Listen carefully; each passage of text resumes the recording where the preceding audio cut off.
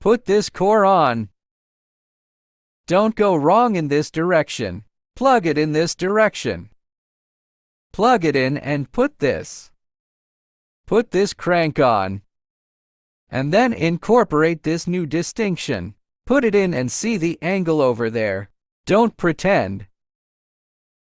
Pack it in, then put the screws back in.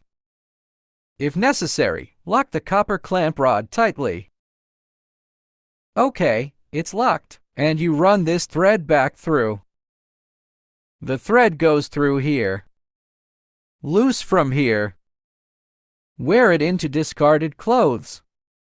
How to take it off, how to put it back on. Put it back.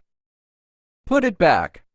Find that line just now. This line is for the speed sensor. Plug it in. Don't loosen the sideline after plugging it in. After plugging it in, put this in. Air goes in. Put this screw in. Lock it up. Is to put it back.